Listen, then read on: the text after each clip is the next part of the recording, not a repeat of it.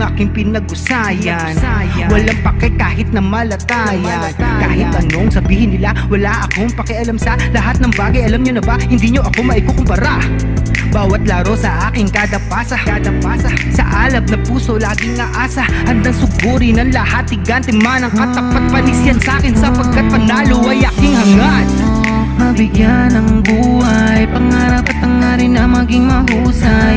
Sa ligang matira matibay, ang kailangan ko lang ay magsanay. Hindi na pwede na ako ay panghinaan, lahat ng harang ay aking sasagasaan. Walang mahirap kung hindi paglalaanan, lakas at tapang sa bawat laban. NBL, ito ang liga ng bayan, homegrown, handang makipagsabayan. NBL, ito ang liga ng bayan, nag-aalab ng pusong handang makipagsabayan. Pasok palagi ang bola, hindi naliligaw. Batang may galawan, kaya halimaw bumitaw. Bawat pagtira may kumpiyansa sa sarili, di mapigil ng marami, malupit na dumiskarte. Handang pakita sa mundo ang pagkakaiba, pag may pangarap handang makipagsabayan. Sa bawat larong walang humpay, kamay na gustong sumabay. Bawat sakit na may aray, kahit mapagod maglaway. Gagawin ko ang lahat kahit ang kaya di sapat, kahit ang pawis bumakatuloy pa din sa pag-angat. Hindi ako mapipigilan lumipad, ibibigay ko ang lahat sagad-sagad. Mabigyan ng buhay, pangarap at hangarin na maging mahusay. Sa ligang matira matibay, ang kailangan ko lang ay magsanay. Hindi na pwede na ako ay panghinaan, lahat ng harang ay aking sasagasaan. Walang mahirap kung hindi paglalaanan, lakas at tapang sa bawat laban. NBL, ito ang liga ng bayan, homegrown, handang makipagsabayan. NBL, ito ang liga ng bayan, nag-aalab ng pusong handang makipagsabayan. Lahat ng hirap handa kong daanan, hindi susukuan, dapat pag-usayan. Tuloy-tuloy lang, kakayanin na lahat na harapin, kahit mahirap sisikaping abutin. Sa itaas ay tumingin, pagbutiin ang lahat, ang bituin ay sungkitin. Mabigyan ng buhay, pangarap at hangarin na maging mahusay. Sa ligang matira matibay, ang kailangan ko lang ay magsanay. Hindi na pwede na ako ay panghinaan, lahat ng harang ay aking sasagasaan. Walang mahirap kung hindi paglalaanan, lakas at tapang sa bawat laban. NBL, ito ang liga ng bayan, homegrown, handang makipagsabayan. NBL, ito ang liga ng bayan, nag-aalab ng pusong handang makipagsabayan. NBL, ito ang liga ng bayan, homegrown, handang makipagsabayan. NBL, ito ang liga ng bayan, nag-aalab ng pusong handang makipagsabayan.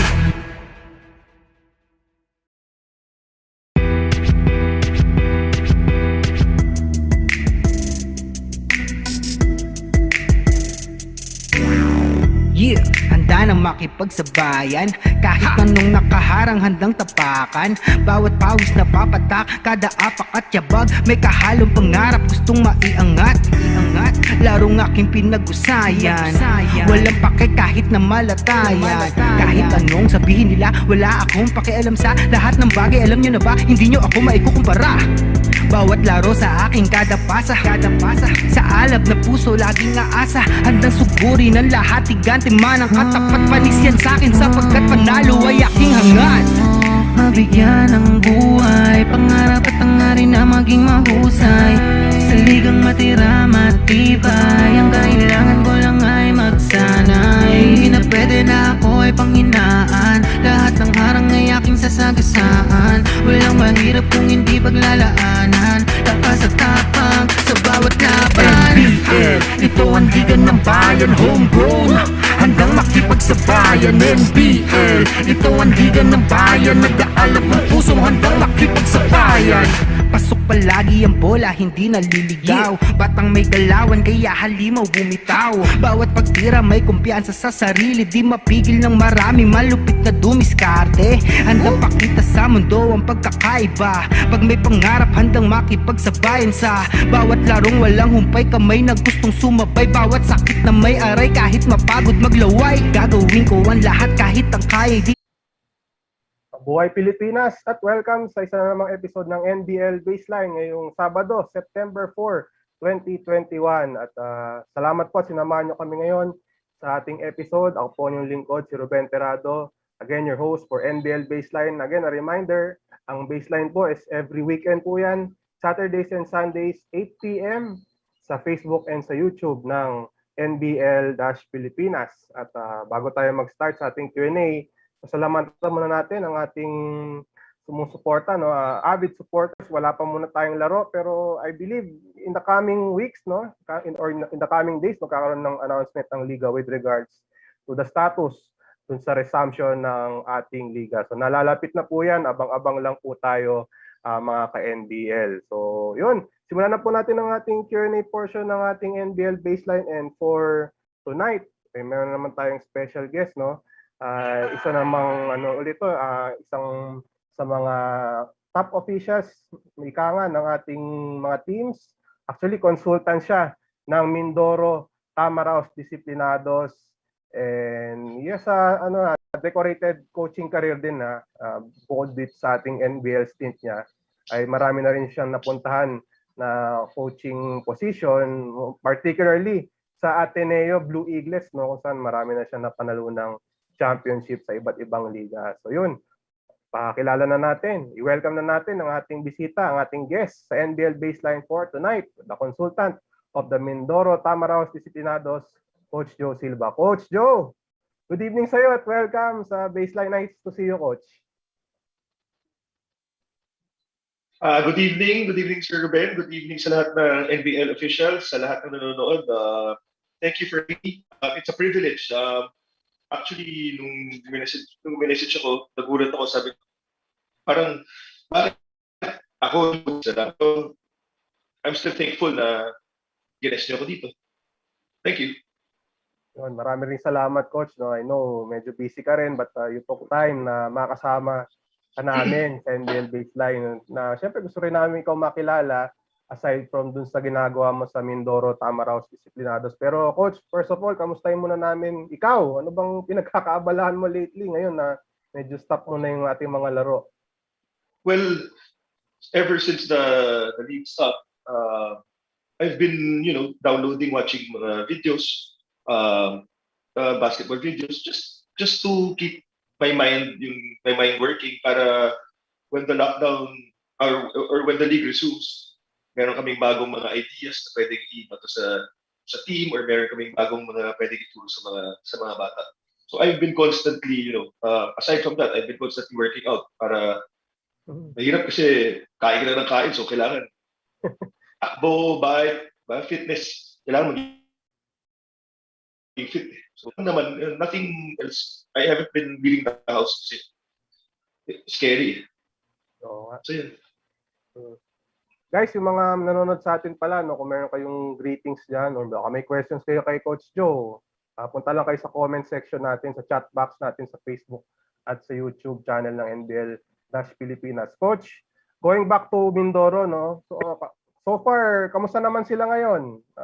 Yun nga, nabanggit natin na lockdown, stop of play, pero kamusta naman sila? Nag-workout pa rin ba sila on their own, Coach?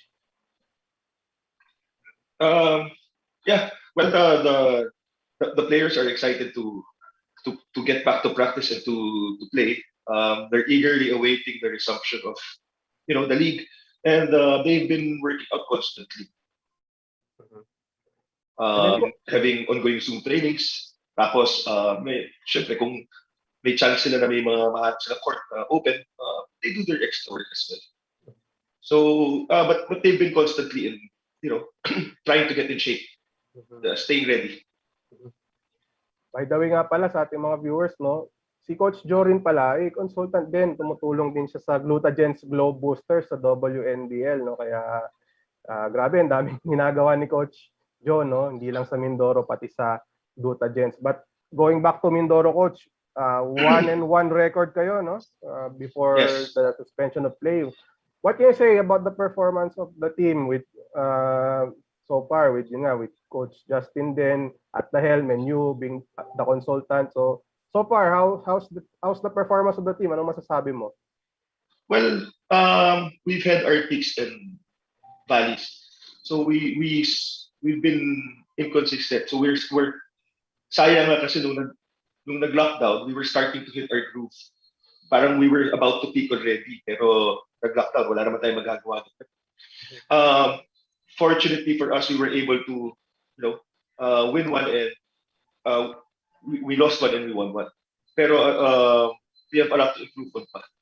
So especially after the first game and the way we won the second game, we still have a lot to improve on. But we're slowly working on everything that we need to tweak. And then coach, konting ano lang tayo, no, flashback konti dun sa build up nyo. Of course, may mga tryouts din na dumaan dyan. Yes. Before nabuo yung team. But how were you able to form the team? Could you give us an idea kung paano nyo nabuo yung team and paano nyo hinanap yung mga players na kumbaga mag-fit sa sistema ninyo? Well, actually, early before NBL started, we went to Mindoro already, conducted tryouts for around 3 to 4 days. So Coach Justin and I talked, and Coach Benji talked about what the type of team we want, which players are we going to get, what kind of players are fit for our system. So we conducted the tryouts and we slowly, look for players that will fit our system. Luckily enough, may mga familiar si Coach Benji at si Coach Justin sa mga players sa Mindoro because nakita na nila dati yan. So it wasn't hard for us to be players. We just had to fill in some stats. We just had to fill in what was needed, and we just had to really look for players that would complement our core already. So yeah, it wasn't really hard. Siguro there were about 80 that came in the 4 days. We were able to trim it to around 20 in the last day already. So yeah. How's the talent naman niya sa Mindoro, coach? What did you saw in those tryouts? Were you surprised ba na madami din pumunta? Actually, we were surprised that a lot of people tried out, a lot of players tried out. Medyo nagulat rin ako sa talent level. Meron din palang mga from that players that studied in Manila schools. Maybe not UAP, maybe not HA, but yung mga na-ASCU, other leagues. So, nagulat ako, at least meron silang semblance to organized basketball. Some syempre, alam naman natin na liga labas, pero talent level is there. Problem is, medyo yung size, medyo we had a hard time looking for bigs that are 6'5", 6'6", 6'4" and above. So that was our difficulty. But aside from that, yung talent level nila was reasonably fair enough. Okay naman siya. Coach, when you formed the team, nabuo na, meron na kayong roster. Yes. Siguro for the benefit of those na hindi pa napapanood yung laro ninyo, how would you describe your team, coach? Well, actually, from what I said earlier, we don't have any legit, yung really, really big men. So our biggest player is around 6'3", 6'2", 6'3". So we wanted a run and gun and fast-paced up and down team. Run and gun team on offense, a pressing team on defense. Yun talaga yung gusto namin. Because if we set our defense, we're going to have a hard time defending the bigger players of the other teams. And if we walk the ball on offense, the defense will be able to set. So our strength was, running and shooting. So that's what we wanted to mold our team into. So, yeah. And then coach, yun nga, nag-start na tayo, na-stop lang, 1-1 record. So far, coach, ano masasabi mo sa management naman ng team na, yun nga, with Coach Justin and Coach Benji also, what can you say about their support? Lalo na yung sa mga bossing ninyo, ika nga ko. Well, first off, our team owner or our board of the directors, si Mayor Ina, cannot say anything bad about it. She's been very supportive, all the needs of the team. She's been always in constant communication with the coaches. So nothing bad to say about her. Even Coach Justin and Coach Benji, we're like a family. Sobrang close namin. Uh, Nakakagulat nga kasi hindi we and Coach Anton Brudet, we weren't really, you know, I haven't met them, I haven't known them for a long time.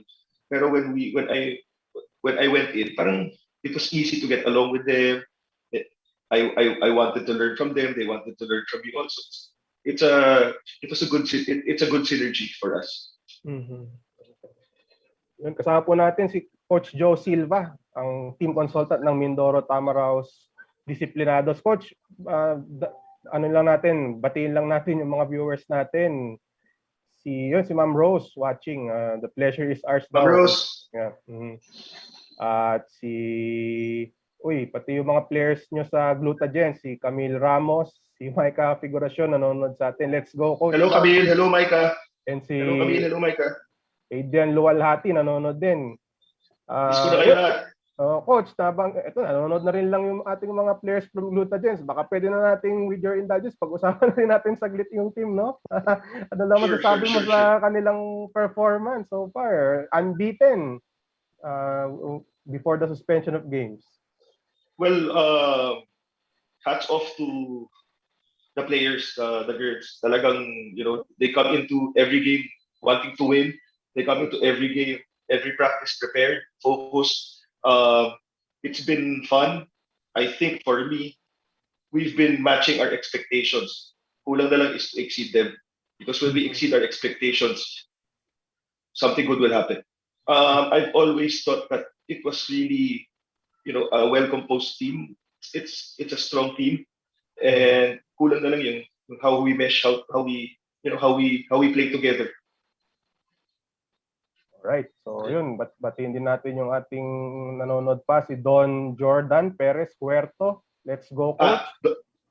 Jordan. Yan, at si Luigi Dueñas Alagao Natada. Ayun. Let's go. Idol. Idol. Yun. Luigi, pretty boy.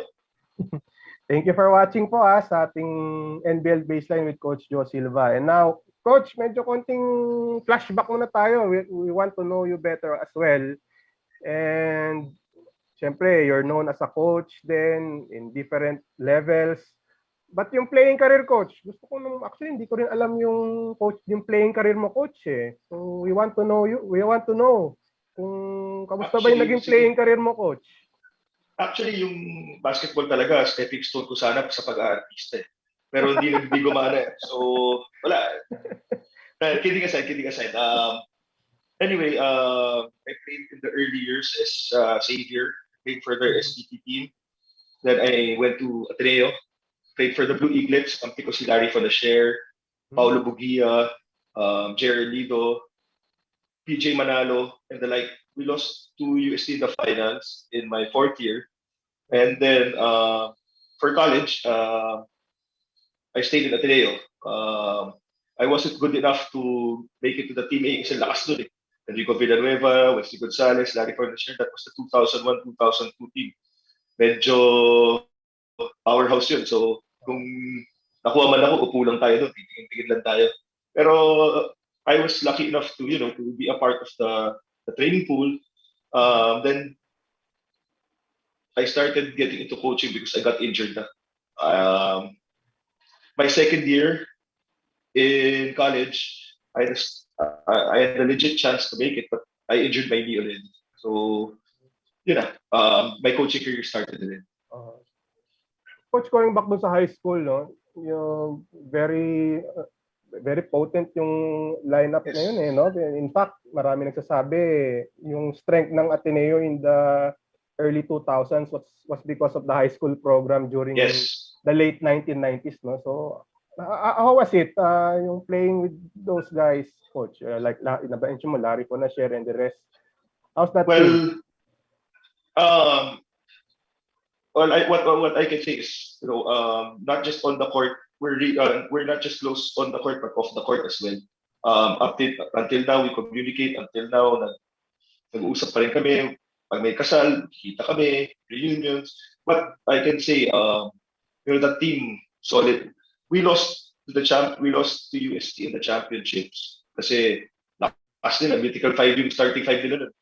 So, we lost, pero those were the fun years, and our team was really strong then.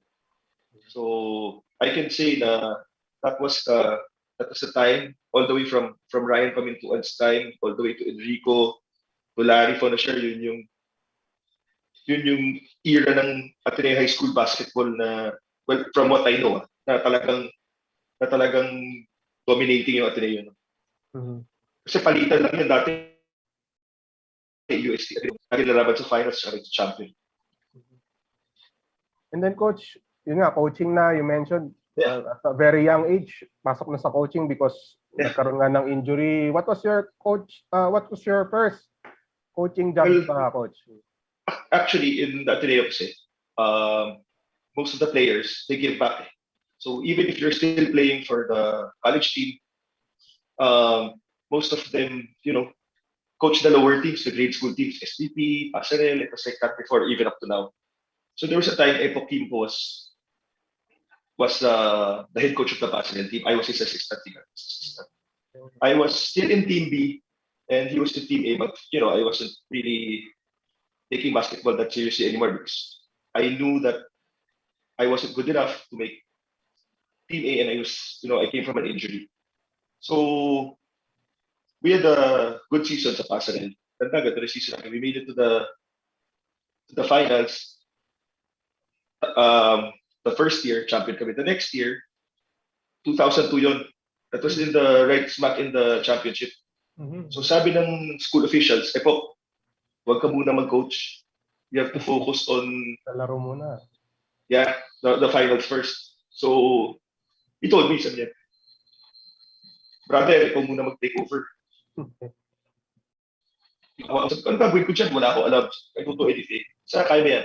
So, well, we made it to the semis, we made it to the finals. So, yun. That really started my coaching career. At that time, talagang I just really wanted to graduate, maybe go to corporate, or maybe start a business. But coaching was really, it was out. I never really thought about coaching. So, doon na nag-start. Mm-hmm. Yes, Coach, at that time, I was studying pa. Hindi mo pa ba na-discover na baka may skill ako, mayroon akong skill set to be a coach. At that time ba naisip mo ba yan during there was one more incident. So I was playing Team B, that fifth year na ako. Mm-hmm. I was more kinausap ko yung mga hindi na ako pumapasok they wanted to develop the younger guys. So it came to a point na Coach Gina Fable yung coach namin. Mikaba from what I recall yan. Mikaba, kalaban namin UE. Mm-hmm. UE Team A or UE, may yung core ng UE. Mm-hmm. Meron silang isang games, isang liga. Champions League ba or something. Okay. Yung Team A na core. So sabi ni Coach Chitsa, Coach, I won't be there. We're required to go to this game kompleto. Utos ni Coach Norman. So pinahawak sa akin. And that lakas ng UE team na yun. Sila, kanilenta yata yun. Sila,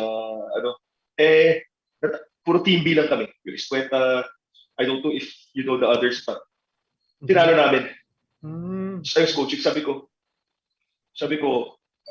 doon ko nalaman na, doon ko na pwedeng career to. So yun ang naisip ko na, why not try go into coaching? Mm-hmm. So yun. Coach, we know you also as one of the, sabi natin, champion coach ka ng Ateneo Blue Eaglets sa UAAP. But when did you start na mag-coach ka na dun sa juniors ng UAAP? Actually, my parents told me, if you want to go to coaching, actually discouraged me. Naman coaching dito, medyo sasabihin ng magulang, wala kikitain dyan, papakain mo sa family mo. Very cliche, but I stopped for 2 years because I had to graduate college. Medyo overstaying na tayo So, sa'yo ng college, so I had to graduate. So I stopped for 2 years. Then, Coach Jamaic was my coach in high school, assistant siya ni Coach Sandy. Mhm. So he called me, sabi niya, are you doing anything? Sabi ko, no coach, I'm applying to companies, I'm thinking about, starting my own business. Sabi, come to practice, let's talk. So sabi ko, sige, wala, not even about coaching. Sige, come to practice. Kasi attack na ako. So pagpunta ko doon, dumalaw ako. Tapos sabi niya, sige, observe practice, what do you think? Usap tayo after. So doon na. And then he got me part of his staff already. So I was his first assistant or his deputy head coach for 7 years. Then Coach Jamite got the job as Batangitas coach. So I was the one that replaced him. In season 77, that's 2012 yata, 2011 or 12. Mhm. Yeah. You mentioned season 77 ka nag-start sa ano no? And then 77, sorry, 73, 74. Okay. Sorry. Okay. 74. Because Mali math ko, sorry. oh, but because you won the championship ba in season 77? 77, yes. Yun, no? Yes. Winning the championship, coach, ano masasabi mo? I know 2 championships ka no? Tama ba? Sa juniors? Yes po. But winning the first, how was it? Well, winning the first was kind of a relief because when I took over, Ateneo hadn't won for 3 years. Yes. So medyo there were already rumblings that, let's find another coach, or maybe he's not that good, or maybe we need to move in another direction. So it was really medyo nakaka-relief siya talaga na at least when we won the championship, talagang it validated what I wanted to do, it validated my hard work, my sacrifice, it validated that wow, I'm a champion coach and perhaps I can win more championships for Ateneo. Mhm. So that one was special. I mean, both championships are special, pero for me, yun yung talagang, kasi yun yung now I belong. When I first won that first championship, I said to myself, now I belong. Yeah. So now this is a career. Sino yung mga players mo doon, coach? Sa mga hindi nakakaalam. Sino yung mga players? Matt Nieto, Joel Mendoza, Sean Ildefonso. Most of my players went to seniors. They're Gian Mamuyak. Mhm. Gian Mamuyak. Sila. The notable ones. And then your second title was in season 80, right, coach? Season 80 Yes. nga ba? Oh, yun. Yes. Ano naman yun? Season 80, yes. After 3 years again. So medyo 3 years ako. Mm. And this is a different batch naman, coach, with Yes. Soto and the rest of the guys. What can you say about that championship naman? Well, that championship medyo pressure din kasi everyone expected us to win it. Everyone expected us to dominate kasi medyo to put it blunt, sige, hindi sila gayabang pero medyo malakas sila lineup namin. All the way from the first man to the 12th man to the 13th man, talagang could have started for any other team or could have gotten major minutes. Mhm. So that the pressure was there to really win it all. Kasi pangit naman may kay Soto, patalo ka or may SG Villarreal ka, di ba? So yun. Then, coach, after your juniors career, you moved on to the seniors level with University of the East. Coach, could you share that decision on you moving from juniors to seniors and kamusta yung naging adjustment mo dun? Well, to tell you honestly, it was really a surprise. I was caught blindsided. I was blindsided by it because after I won the championship, I never really thought that a school from the seniors division would call. Syempre, as coaches, just like any other business or just like any other position, you want to go up. Diba? You want to develop your career, career development and career growth. So when UE gave me a call, I really thought long and hard. Do I leave my comfort zone? Do I stay and try to win another championship? Kasi malakas pa kami nun. We still had Gio Chu, we still had Kai Soto. They made it to the final. We had Padrigao. They made it to the finals na that year when I left. Or do I jump? Or do I, leave it to fate and, try something new. Well, I spoke with my family, I discerned, I prayed talaga. So it was really a hard decision. Last minute nga, they wanted an answer by June 1 because September na yung opening ng UAP. So talagang last minute. Sabi ko, can you give me until June 1? 12 midnight. Ganon ka, ano. So sabi ko, opportunities like this don't come, don't come often. If I don't grab this, I may not be able to grab it anymore. Or I may not be able to coach at that level anymore. So sabi ko, it's worth a try. It's another challenge. So sige. So I decided to take the job in UE, leaving everything behind, leaving what I built, leaving the school that that made me who I am, leaving Ateneo, my home for the last 22 years. So yeah. Coach, nung namang lumipat ka, yun nga, leaving behind a very long sa Ateneo. Yes. Wala namang regrets, Coach. I mean, wala. No regrets. Yes, no regrets. Talagang may plan si God eh.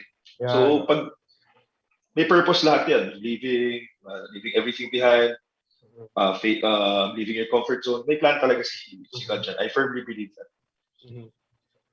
Then Coach, now that you're with Mindoro in the NBL, what can you say naman dito sa challenge na to for you? Like, syempre, this is medyo different league tayo. Like, yung concept is all homegrown. So, how are you taking this kind of challenge naman, Coach? Well, I take every challenge, especially in basketball, like any other challenge I faced. It's just basketball. It's not supposed to be complicated, but it's just how you teach, how you nurture. It's just how you develop their character, how you motivate them. I think in every level, basketball is still basketball. It's the game we love. It's for me, it's the best game in the world. So for me, the challenge was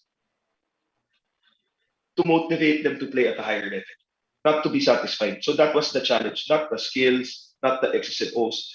It was to challenge them to be the best versions of themselves. Na, alam mo naman, nothing against it. Madami sa atin, sige, okay lang. Okay lang kami. Okay namin matalo, makascore lang ako, okay lang. Kahit di kami manalo. It was pushing them and motivating them. Na, who knows, after this league, you do well, you might progress, you might go into other leagues. It was that kind of motivation that was very challenging. So that was the challenge. Po natin si Coach Joe Silva ng Mindoro, Tamaraws, DisiplINAdos, sa kanilang team consultant. Consultant din ng Glutagens Glow Boosters na, Coach, may mga players tayo from Glutagens na nanonood talaga sa atin. Si JP Gula, si Carol Galang, and si Nikki Garcia. Happy birthday, Nikki! Happy birthday. And bagitin na uli natin yung Glutagens. Total, nanonood na rin sila. What can you say about the players naman, Coach? With yung kanilang attitude and all? In Glutagens naman, it was easy because most of them, or all of them, came from yung varsity teams. Right. So, dami dyan nag-champion na. Dami dyan nag-represented the country. So, super dali. It was all about yung papakisamahan mo na lang. Kasi madali silang pakawalan kasi they know the system. They know system basketball. Skilled sila. Mababait silang player. Nakakaintindi sila. Conviction nila sa technical stuff, sa jargon, okay na okay. So, yung sa Glutagens was easier than sa Mindoro. Kasi, yun nga, lahat sila galing varsity teams. Yun nga, karamihan naman dyan. Halos similar yung tinatakbo, similar yung concept, similar yung teaching points. So, super dali. Yun. Camille Claro also watching us dito sa ating NBL line. At yun. Hello.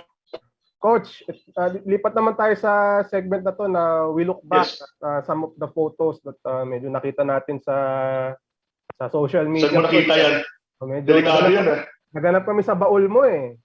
So, naganap kami ng mga photos, and ito, papadescribe namin, Coach, kung anong naalala mo. Tayo dyan. Ito coach, ano naman ito? Ah, Kailan ito? not for viewing, not for public viewing yan. Ano yan coach? Mukhang bata, Sige, sige. batang-bata pa kayo dyan with Sorry, coach. hindi ko makita. Hindi mo Hindi ko makita, makita. naka-phone ako. Sorry, Okay, naka-phone ako. ito coach, kasama mo sila Coach Sandy, Arispa Cochaga, Coach Jamike, and the rest of the Nasa Ateneo coaching staff. nasa dugout, nasa dugout kami dyan. Yes, oo. Yeah, we were in the dugout after, before the game yan. So, well, wala, nag-uusap na kami. Normally, before a game prep, or kulitan lang. So, nakakamiss yung coaching staff namin. Talaga nami-miss ko sila. And I've learned a lot from all of them. Where I am now is because of them. Mm-hmm. So, Okay, lipat naman tayo. Mayroon pa tayong ipapakita. Ito sa dugout uli, but I think with Coach Norman Black right there, no, and yes. the manager Paulo Trillo. Seniors to coach, itong picture. Of course, seniors. You were ilang years ka ba sa seniors din, coach? Ng Ateneo? 8 years also, 8 years. Mm-hmm. So yung tail end ng 3P, I was there. Tapos kay Coach Bo, and then of course kay Coach Tab. Coach, being with siguro I believe one of your mentors in Coach Jamike, as well as a very legendary coach. Mentor. Oh, a legendary coach in Coach Norman. How was it, Coach? Gaano karami yung learnings na nakuha mo dyan? I was blessed to be under very, very good coaches. Even when I was playing, Coach Jolipa, Coach Shadi Arspocochaga first in high school, and Coach Jamike, Coach Jolipa, Coach Joel Banal, Coach Shadi, and then all the way to Coach Norman, Coach Bo, Coach Tab. I'm very blessed to have, learned and served under them. So talagang grabe. I mean, if you could write an encyclopedia of basketball, it's all there. Mm-hmm.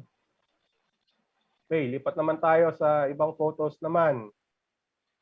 Ito coach, mukhang very ka rito very excited ka rito, napapasigaw women's ka. Team yan. Women's team. Let's talk about yung stint mo naman sa women's team sa Ateneo, coach. Kailan ba 'yon? Kalimutan ko rin, 2004 or 5 yata. I stayed there for 2 years because I was assistant in the juniors and the women's. And the women's under Coach Epok. Magkasama ulit kami. He was coaching this team. Kami ni Coach Yuri, assistant coach. Ako, Coach Paul Ramos, tapos si Erica D, manager namin. So, I was the first assistant also here. 2 years ako. And then they called me to be the head coach of the juniors team. So, unfortunately, I had to leave. Sobrang saya ko dyan kasi minsan lang kami manalo dyan. Masyadong malakas yung Lasal, yung FEU, yung UST. So, syempre, every basket or every good possession, talagang mapapasaya ka. Masyadong malakas yung mga Abil Claro, yung mga Nicky Garcia, yung Raisa Palmero, lakas din Grabe. Tinatalo pala kayo, coach, nung mga players mo. Hindi lang talo. Grabe. Okay, move on tayo sa ibang photos naman. Uy, coach, although wala ka rito, no, mukhang isa sa mga, or tatlo sa mga top players mo, no? Coach, sino ba itong mga ito? Baka meron pang mga hindi nakakakilala sa kanila. Well, si Kai Soto, si SJ Belangel, si Dave Ildefonso. I always tell this to my coaches. I may not be the best coach, X's and O's, or technical stuff, but I pride myself in really pushing my players or developing my players to reach their potential. So the success of the program, yung backbone niya, yung core niya has always been the Ateneo High School. So yun yung pride ko. Karamihan ng mga nasa Ateneo seniors galing sa high school program namin. So that was yun yung pride ko. It's developing, these kids, bringing out the best in them, showing them good values, showing them the good discipline and the right things to do. I may not have won a lot of championships, but for me, the relationships I have with my players, that will last a lifetime for me. For me, that's my championship already. The legacy I leave behind. Well said, coach, no? At I'm sure you're very happy sa progress ng mga Oo career naman. ng mga tatlong bata mo. No? In fact, nasa Mindoro ako na may video yan eh. May video nasa Mindoro ako, na-shoot ni SJ yung Yung sa FIBA. yung last shot. Mm-hmm. Last shot. Kasi napatalon ako eh. Talagang binidyo ng mga, sabi ko, tinan mo, SJ titira dyan. So, ayan. We were watching eh. Nasa Mindoro kami, nasa bubble kami yan. True enough. May video ko, talagang tumatalon ako. So, proud talaga. Hindi mo pwedeng i-share yung video na yun? Yung video mo? Hindi ko ma-share. Naka-phone lang ako, sorry. Wala akong computer. Matagal na ako walang computer. Hindi ako techie. Sorry. Sige, next time, coach, ha? Ito, lipat tayo sa ibang photos naman na nakita natin. At, mukhang NBA player tong kasama, coach. Ano naman ito? Steph Curry. Okay, kailan to, coach? Kailan siya pumunta dito? 2014. Pumunta siya. Mm-hmm. I've been blessed na also na pag may mga dumadating na NBA players dito, isa ako sa mga coaches na nakakasama. Thankful ako sa na nakita nila yung effort ko or nakita nila yung value ko sa coach. I've been with Kobe, I've been with LeBron, I've been with Kevin Durant, I've been with Steph Curry.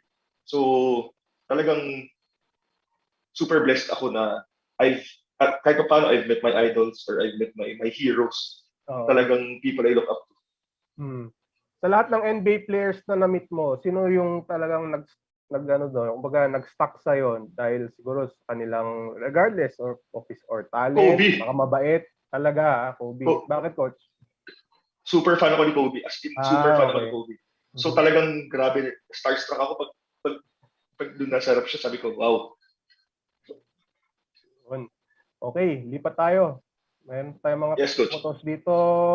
Ito, UE naman. Mukhang UE ito, no? Yes, UE. Mawari na naman ito. Coach, how was handling UE that time? It was a whole different paradigm, a whole different game. Pero I enjoyed it also. Different culture, different players, different different adjustment. So, pero nakaka-enjoy din. I mean, we didn't do that well. Pero, sabi ko nga, I learned a lot from the coaching staff. I learned a lot from the management. I learned a lot from the players also. That season was the first season na medyo, marami pa yata akong talo ng season yan sa isang season ng juniors. Please lagay mga. Pero, reality check yan. For me, reality check. It made me stronger. And it made me, discern and look at what I have to improve on. Diba? So, thankful din ako na nangyari. Okay, and finally, coach, last photo na natin. Mukhang ito ata yung first game mo against Ateneo. Yeah. Mukha no? Yes. Describe the feeling. Well, like I said in several articles, the first feeling I felt was very weird. Parang I wasn't used to, being on the other side of that team because for 10 years I knew the players, for 10 years more I knew the coaches, the management, and everyone there. So it was a really weird feeling. Pero yun nga, I was proud of my players because I thought it's what I wanted. I mean, if I was going to play me, I'd want to dominate me.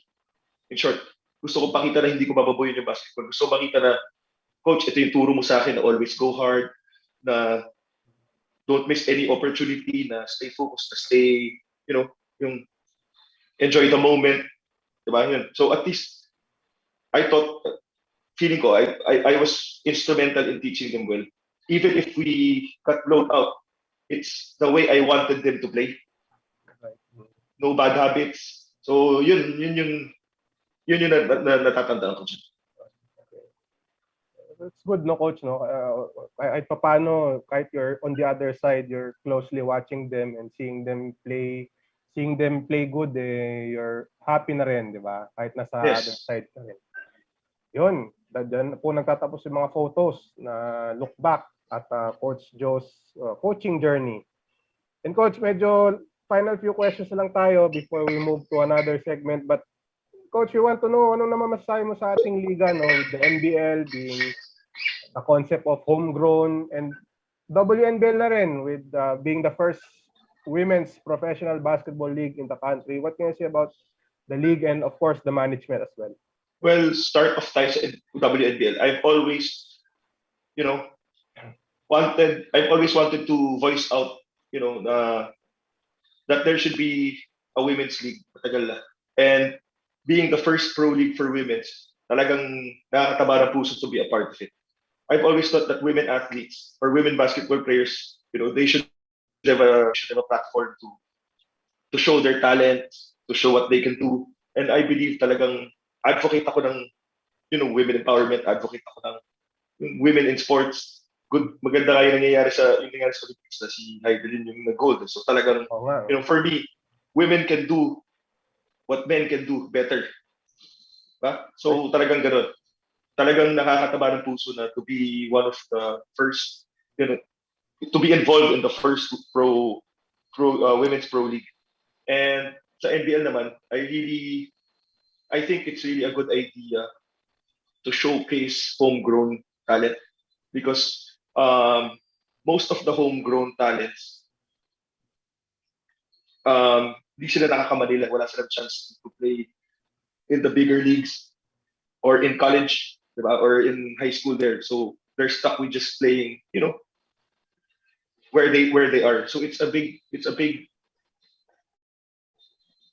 showcase. It's a big platform for them to really show na, you know, we homegrowns can play too. So yun talaga yung ganda ng idea, ganda ng concept behind NBL and WNBL. Coach, and finally, what can we expect from the two ball clubs that you're handling, Mindoro and Lutagens? Well, sa Mindoro, ano lang, just laban lang kami. I mean, whatever comes our way, we'll be ready, we'll be prepared. Whoever we face, just laban lang kami. No regrets, we leave everything on the floor. So, in terms of Lutagens naman, well, I think, okay, we have a big chance of, you know, making it to the finals. Pero syempre,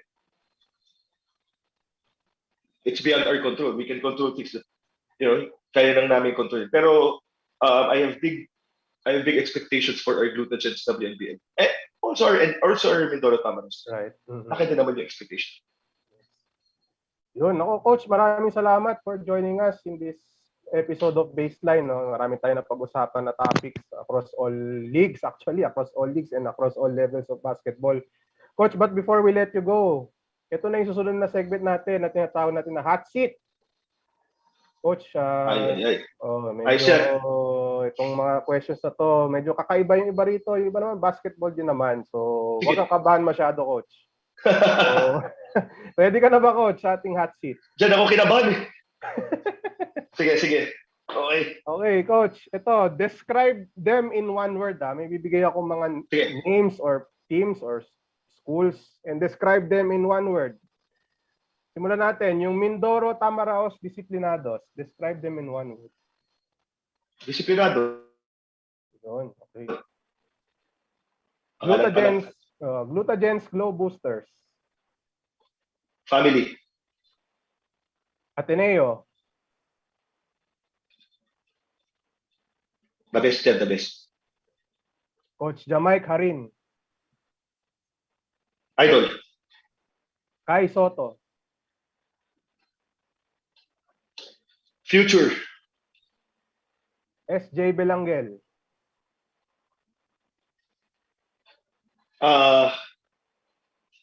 Isa pang future. Wala maisip eh. Okay lang. Parang ang boy abunda si Robin Ayos yun Meron tayo dito sa hot seat eh. Ito, Nieto Brothers. Yun. Yan, love. Yan. Love, okay. UE.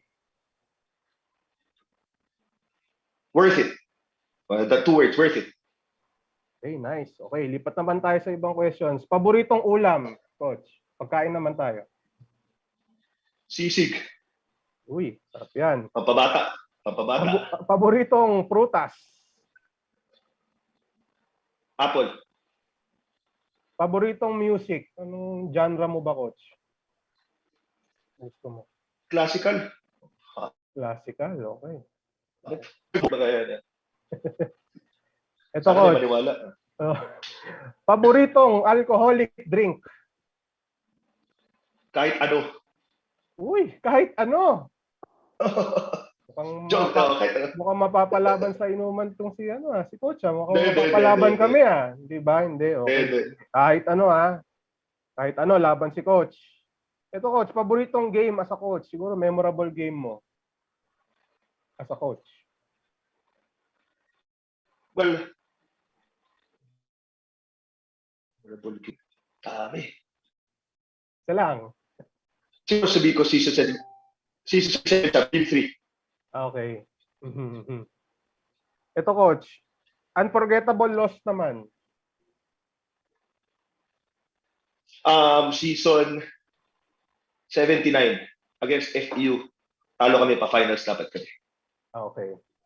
Talo kami by 2 points. Game Coach, 3.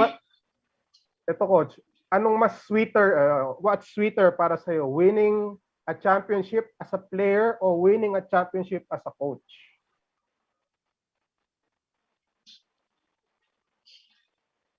Mahirap yan Magandang tanong yan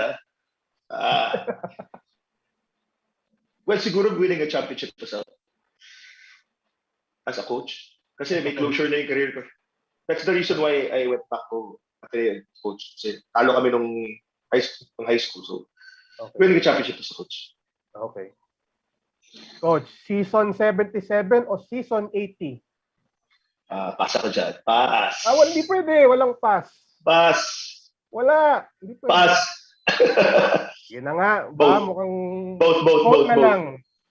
Both. Madaya ka, coach, Siyempre, Anyway, mahal mo ito. lahat yan. Coach, ito, any player of yours, past and present, game on the line, kanino mo ibibigay ang last shot? Lahat lahat ng players mo. Kiefer Avena. Easy. Easy, Easy answer yun, Kiefer, Kiefer Avena. Dream car, coach. What's your dream car? Simple lang ako Range Rover Sport lang ako. Range Rover Sport. Na kulay green. Okay na. Okay, sige. Coach, sayaw o kanta? Anong pipiliin mo sa dalawa? Kaya hindi ako naging artista dahil hindi ako marunong kumanta at sumayaw. Sige. Siyempre, ang impress sa mga tao. Okay, sige. Ito, coach, ito dito mukhang ma-hot seat ka na rito talaga at hindi pwedeng wala kang sagot dito. Coach Sige. Norman, Coach Bo, or Coach Tab? Grabe naman yung mga question nyo. Coach Sandy Arespacochaga. Madaya ka talaga, Oo. coach. Madaya ka. Ayaw mo sagutin. Coach Sandy. Coach Sandy, okay. Sige. Oo. Bibigyan ka namin. Last 2 questions. Kung hindi ka sa Yes, Ateneo, yes. saan ka? Baka hindi ako nagko-coach. Well, kung hindi ako nag-aral sa Ateneo, or hindi ako nagko-coach sa Ateneo. Sige, kung hindi ka nag-aaral sa Ateneo, saan ka? Sige. Harvard. Harvard? Harvard? Sa US. Sa US ka? Oh, shit. Wow. Kala ko nagbibiro ka lang, coach, Harvard. Okay, and Sa last. may Laguna. Di ba may Harvard sa Laguna? Coach, ito. Last, kung hindi ka coach, ano ka? Yes. Bukod sa Hindi pagiging ko artista. Sige. Ang dream ko talaga maging MMA fighter. Dream ko talaga yun. Wow. Okay. Bakit? Dream ko lang. Sobrang hilig ko sa gano'n yung mga boxing, mga UFC, mga ganyan. So, sobrang hilig ko sa manood artist. Ang galing, So, coach. Good answer, ang ganda. Very interesting. Iba, hindi ko alam. Kaya Yun, dyan na po nagtatapos ang ating hot seat with Coach Joe Silva. And Coach, this is your opportunity naman to say thank you sa lahat ng sumusuporta sa'yo throughout your career. Walang time limit to, Coach, ha? So, go ahead. Sige. Medyo mahaba to, sir. Okay, go ahead, Coach. Anyway, I'd like to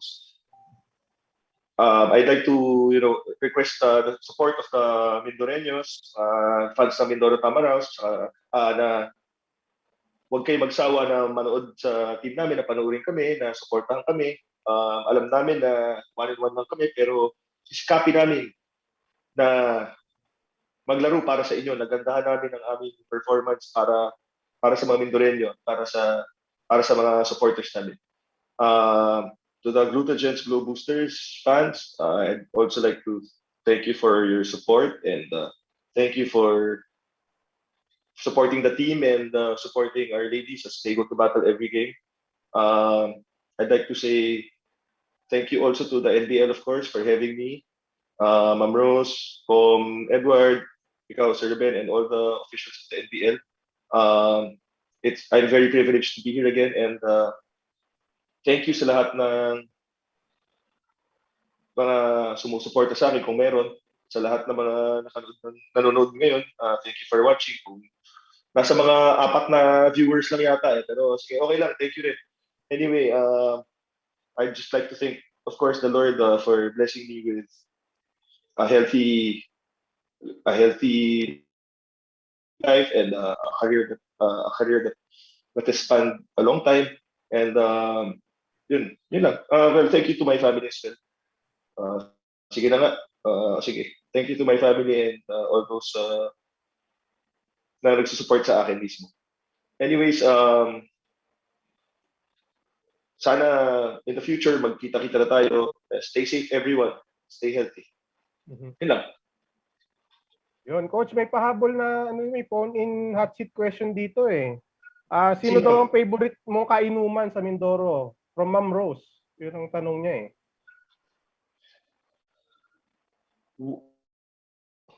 Wala naman eh. Hindi naman, pahinga lang kami doon. Pahinga lang kami. Pagod sa practice eh. Saka Red Doors daw yung paborito mo, sabi ni Ma'am Rose. Totoo ba yun? Ay, hindi ko alam. Ayun, okay. Saka Coach Joe, maraming salamat sa pagsama sa atin sa NBL Baseline. It's been a pleasure to interview you again, Coach. I followed your high school journey rin as coaching, and I'm really happy for you, and welcome na rin sa NBL at WNBL, Coach. Thank you, Sir Ruben. Thank you. At yun, Coach, huwag ka munang alis at dyan na po nagtatapos ang ating NBL Baseline ngayong Sabado ng Linggo. Bukas naman po, WNBL Baseline naman ang ating magiging topic. 8 PM po yan sa NBL Pilipinas Facebook at sa YouTube channel na rin po. Follow and subscribe na po kayo dyan sa ating dalawang platform. Ayun, maraming po salamat. Dyan na po tatapos ang ating NBL Baseline. Ako po ang inyong lingkod, si Ruben Tirado, at ito po ang NBL, ang tahanan ng tunay na home zone. Kaya kahit anong sabihin nila, wala akong pakialam sa lahat ng bagay. Alam nyo na ba, hindi nyo ako maikukumpara. Bawat laro sa aking kada pasa. Sa alab na puso laging aasa, handang sugurin ang lahat, tigante man ang katapat. Panis yan sa'kin sapagkat panalo ay aking hangad. Mabigyan ng buhay.